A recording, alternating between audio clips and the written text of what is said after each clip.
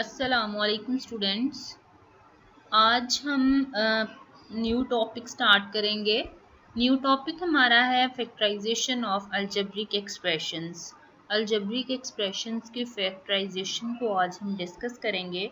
तो सबसे पहले हम देखते हैं कि हमारे पास अलजेब्रिक एक्सप्रेशंस क्या हैं और फैक्टराइजेशन क्या है। तो हम इनकी डेफिनेशंस को डिस्कस करते हैं। सबसे पहले हम देखते हैं व्हाट इज़ अलजेब्रिक एक्सप्रेशंस, के अलजेब्रिक एक्सप्रेशंस हैं क्या।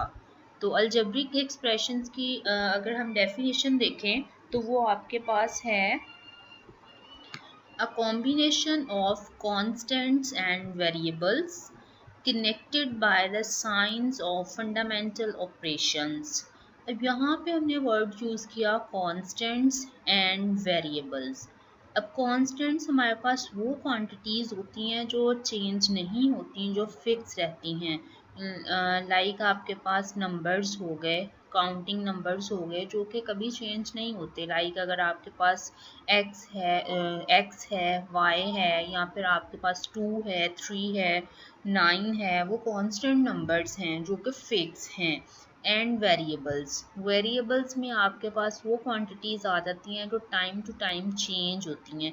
लाइक अगर आपके पास कोई क्वेश्चंस है, आप उसमें एक्स की वैल्यू पुट करोगे तो आंसर और आएगा, y की वैल्यू पुट करोगे तो आंसर और आएगा। x, y, z हमारे पास वेरिएबल्स होते हैं connected by the science of fundamental operations. Maths में हमारे पास हमेशा 4 ऑपरेशंस पे मोस्टली वर्क होता है, बल्कि यही 4 ऑपरेशंस हैं जिन पे हम काम करते हैं। Plus, minus, multiplication and division is called algebraic expressions. For example 4x plus 9 कि हमने ऊपर देखा था कि आपके पास कॉम्बिनेशन होता है वेरिएबल्स एंड कॉन्स्टेंट्स का, जिसे हम कनेक्ट करते हैं फंडामेंटल ऑपरेशंस के साथ, प्लस, माइनस, मल्टीप्लिकेशन या डिवीजन के साथ। तो ये आपके पास 4x प्लस वाई ये अलजेब्रिक एक्सप्रेशन की एग्जांपल है। तो अब हम नेक्स्ट देखते हैं फैक्टराइजेशन क्या है। Factorisation, what is factorisation.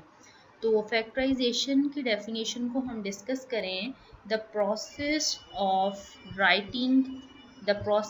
Writing an algebraic expression. क्या है? प्रोसेस है जिसमें हम अलजेब्रिक एक्सप्रेशन को राइट करते हैं एज द प्रोडक्ट ऑफ 2 और मोर एक्सप्रेशंस। के अलजेब्रिक एक्सप्रेशंस को हम प्रोडक्ट की फॉर्म में राइट करते हैं 2 और मोर एक्सप्रेशंस में। मतलब हमने 2 या फिर उससे ज़्यादा एक्सप्रेशंस को बनाना होता है विच डिवाइड इट एग्जैक्टली, जो एग्जैक्टली डिवाइड होते हैं, इज कॉल्ड फैक्टराइजेशन। मतलब आपके पास एक प्रोसेस है जिसमें हमने अलजेब्रिक एक्सप्रेशंस को प्रोडक्ट ऑफ 2 और मोर एक्सप्रेशंस में चेंज करना होता है जो एग्जैक्टली डिविजिबल होते हैं, तो उसे हम कहते हैं फैक्टराइजेशंस। तो स्टूडेंट्स अब हम अपनी एक्सरसाइज की तरफ मूव करते हैं। तो हमारी एक्सरसाइज नंबर है 8.6। 8.6 के आज हम क्वेश्चन नंबर 1 के कुछ पार्ट्स डिस्कस करेंगे। तो सबसे पहले हम पार्ट नंबर 3 डिस्कस करते हैं। क्वेश्चन नंबर 1 पार्ट नंबर 3 है रिजोल्व इनटू फैक्टर्स। आपको अलजेब्रिक एक्सप्रेशंस दिए हुए होंगे, आपने उनको फैक्टर्स फॉर्म में चेंज करना है, मतलब उनके फैक्टराइजेशन करनी है। तो पार्ट नंबर 3 हमारे पास है 9x raise to power 4 plus 6y² plus 3। तो स्टूडेंट्स अब हम इसका सॉल्यूशन करते हैं। तो इसको हम सॉल्व किस तरह से करेंगे, तो आपने ये देखना है सबसे पहले कि आपके पास 9, 6 एंड 3। अब 9 एंड 6 और 3 ये आपके पास नंबर्स हैं, काउंटिंग नंबर्स हैं, जबकि x 9 के साथ x है और 6 के साथ y है। तो ये आपके पास x के साथ जो 9 है ये x का कोएफिशिएंट है, और ये जो y है इसके साथ 6 है, तो ये 6y का कोएफिशिएंट है, और प्लस 3 ये सिंगल वैल्यू है। तो 3 आपके पास एक कांस्टेंट नंबर है। तो आपने सबसे पहले ये देखना है कि 9, 6 एंड 3 एक टेबल पे डिवाइड हो रहे हैं। तो यस, 9, 6 एंड 3 टेबल नंबर 3 पे डिवाइड हो रहे हैं। तो आपने राइट करना है टेकिंग 3 कॉमन। जो आपको लग रहा होगा कि ये नंबर्स इस टेबल पे डिवाइड हो रहे हैं तो आपने उस टेबल को कॉमन ले लेना है, उस नंबर को यहाँ से कॉमन लेना है। तो टेकिंग 3 कॉमन। अब हम नेक्स्ट स्टेप करते हैं, इक्वल साइन पुट करेंगे।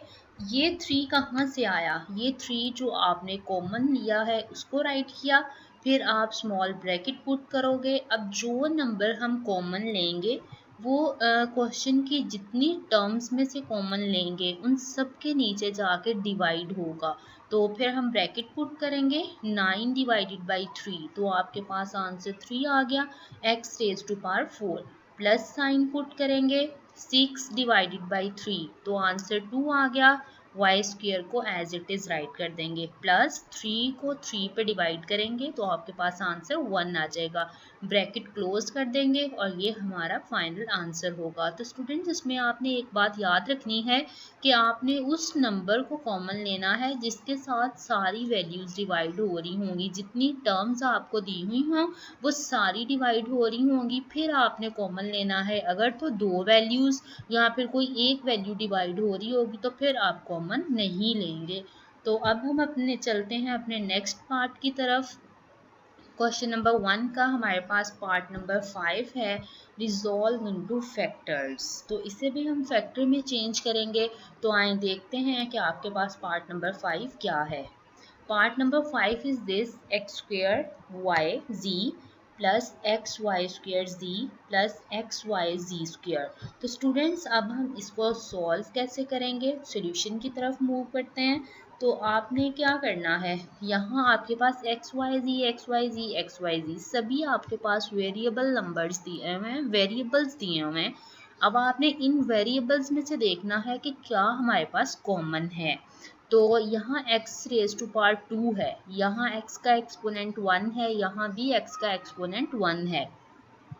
तो आप ये देखोगे कि एक्स स्क्वायर में x रेज टू पावर 1 और x रेज टू पावर 1 में सबसे छोटा एक्सपोनेंट क्या है। तो छोटा एक्सपोनेंट आपके पास x है तो हम x कॉमन ले लेंगे। इसी तरह से आप y में से देखोगे और इसी तरह से आप z में से देखोगे। तो टेकिंग x y z हमने कॉमन ले लिया। अब नेक्स्ट स्टेप क्या है, आप इक्वल साइन पुट करोगे। ये एक्स वाई जी कहाँ से आया, ये एक्स वाई जी जो हमने कॉमन लिया है ये वो हो गया, ब्रैकेट पुट करोगे। अब अभी देखा था हमने कि जो वैल्यू हम कॉमन लें वो जितनी भी टर्म्स में से कॉमन लेंगे उन सब के नीचे जाके डिवाइड हो जाएगी।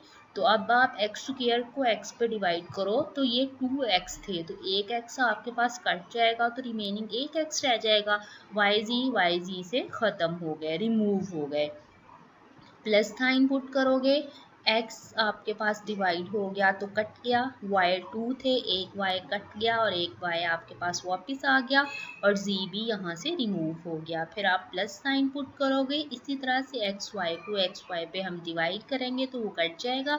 z रेज टू पावर 2 थी और यहाँ z रेज टू पावर 1 थी, तो z की 2 पार्ट से z की 1 पार्ट कैंसिल हुई तो z सिंगल आ गया आपके पास और आप ब्रैकेट क्लोज कर देंगे। तो एक्स वाई जी कॉमन लेने के बाद जो हमारे पास वैल्यूज़ बची वो क्या थी, x प्लस वाई प्लस जी, और ब्रैकेट क्लोज आप करोगे तो ये आपका पार्ट नंबर 5 का फाइनल आंसर होगा। तो एक्सरसाइज नंबर 8.6 ही हमारी कंटिन्यू है। अब एक्सरसाइज नंबर 8.6 में क्वेश्चन नंबर 1 के हम मज़ीद पार्ट्स को डिस्कस करते हैं। अब हम डिस्कस करेंगे पार्ट नंबर 6 को। पार्ट नंबर 6 में भी हमने फैक्टर्स बनाने हैं, लेकिन यहाँ पे कुछ और टाइप का क्वेश्चन होगा जिसके आपने फैक्टर्स बनाने होंगे। तो चलिए आए देखते हैं कि हमारा जो है क्वेश्चन क्या है। तो हमारा क्वेश्चन है b x raise to power 3 plus b x raise to power 2 minus x minus 1। तो स्टूडेंट्स अब हम इसे सॉल्व किस तरह से करेंगे, तो अब हम अपने सोल्यूशन की तरफ मूव करते हैं। तो आप इक्वल साइन पुट करोगे। अब आप यहाँ पे टू वैल्यूज़ के पेयर्स बना लोगे। 4 टोटल टर्म्स हैं आपके पास, तो ये फर्स्ट 2 टर्म का एक पेयर हो जाएगा और थर्ड और फोर्थ टर्म का एक पेयर हो जाएगा। इक्वल साइन पुट करने के बाद अब आप ये देखो कि फर्स्ट टर्म और सेकंड टर्म में से कुछ कॉमन है, तो यस हमने बी कॉमन ले लिया। एक्स रेज टू पावर 3 थी और यहाँ आपके पास एक्स स्क्वेयर था, तो इनमें से स्मॉलर वैल्यू क्या होगी, एक्स स्क्वेयर। तो एक्स स्क्वेयर हमने कॉमन ले लिया, फिर हमने ब्रैकेट पुट कर दी।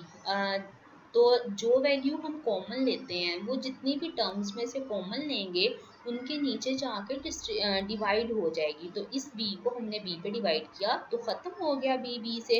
एक्स रेज टू पावर 3 थी और ये एक्स स्क्वेयर थी, तो 3 पार्ट्स में से 2 पार्ट्स हमने माइनस की तो एक्स रेज टू पावर 1 रह गया, और ये प्लस आ गया, b से कट हो गया और एक्स स्क्वेयर से कट हो गया, तो आपके पास क्या आ गया 1।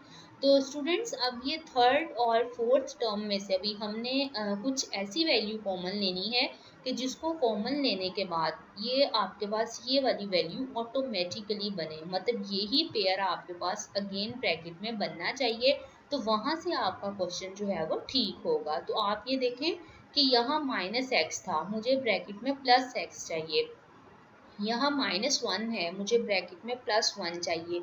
तो ऐसी फॉर्म में हम यहाँ से -1 कॉमन लेंगे, क्योंकि जब हम माइनस कॉमन लेते हैं तो हमारे साइन चेंज हो जाते हैं, जो माइनस में साइन होते हैं वो प्लस में हो जाते हैं और जो प्लस के साइन होते हैं वो माइनस में हो जाते हैं। तो हमने -1 कॉमन लिया तो ब्रैकेट लगाई और ब्रैकेट में हमारा x पॉजिटिव हो गया, क्योंकि माइनस हमने कॉमन ले लिया था तो साइन चेंज हो गया। ये भी माइनस हमने कॉमन लिया था तो साइन चेंज हुआ, प्लस हो गया और आपके पास 1 आ गया। तो स्टूडेंट्स अब देखें कि आपके पास ब्रैकेट में ऑटोमेटिकली वैल्यूज जो हैं वो सेम आ रही हैं। इट्स मीन कि आपका क्वेश्चन यहाँ तक बिल्कुल करेक्ट है। तो अब हम अपना नेक्स्ट स्टेप देखते हैं कि नेक्स्ट स्टेप क्या है। तो नेक्स्ट स्टेप में आप इक्वल साइन पुट करोगे। अब आप ये बी एक्स स्क्वेयर वाली वैल्यू को ये -1 वाली वैल्यू के साथ कंबाइन कर दोगे, like this b x square -1, और ये आपके पास यहाँ पे और यहाँ दोनों टर्म्स में से ये वैल्यू कॉमन है, तो इसको आप 1 टाइम ट्रीट करोगे x + 1। तो अब रही बात कि क्या हम पहले सबसे यही वैल्यू पहले लिखेंगे, इस वैल्यू को भी तो हम पहले लिख सकते हैं, तो वो आपकी मर्ज़ी है कि आप इस वैल्यू को पहले लिखना चाह रहे हैं तो इसको लिख दें, इसको पहले लिखना चाह रहे हैं तो इसको लिख दें। तो ये हमारा पार्ट नंबर 6 का फाइनल आंसर है। तो अब हम क्वेश्चन नंबर 1 का एक और लास्ट पार्ट डिस्कस करते हैं, पार्ट नंबर 10। इसके भी हम फैक्टर्स बनाएंगे, इसमें भी कुछ अलग टाइप का क्वेश्चन होगा जिसे हम डिस्कस करेंगे। तो देखते हैं कि हमारे पास पार्ट नंबर 10 में क्या है। पार्ट नंबर 10 आपके पास है a² + bc minus into b + c into a। तो स्टूडेंट्स अब ये कुछ सेपरेट प्रोसेस है, तो इसको डिस्कस करते हैं कि कैसे हमने इसको सॉल्व करना है। तो अब हम इसके सोल्यूशन की तरफ मूव करते हैं। तो सोल्यूशन में हम सबसे पहले क्या करेंगे, आप सबसे पहले ये ब्रैकेट्स यहाँ से रिमूव करोगे। ब्रैकेट्स कैसे रिमूव करनी है, इक्वल साइन पुट करोगे, a² + bc को आपने एज इट इज़ राइट किया। अब ब्रैकेट की लेफ्ट साइड पे वैल्यू हो या ब्रैकेट की राइट साइड पे वैल्यू हो, उसको आपने हमेशा ब्रैकेट के अंदर जितनी भी टर्म्स मौजूद होंगी उन सब टर्म्स के साथ मल्टीप्लाई करना है और माइनस को रिमूव करना है, माइनस को भी रिमूव कर देना है और ब्रैकेट को भी रिमूव कर देना है। तो हम a को मल्टीप्लाई करेंगे b के साथ, तो -ab बन जाएगा, प्लस माइनस माइनस हो जाएगा, और a को मल्टीप्लाई करेंगे c से तो हमारे पास ac आ जाएगा। तो स्टूडेंट्स यहाँ से इस स्टेप में हमने ब्रैकेट्स को रिमूव कर दिया।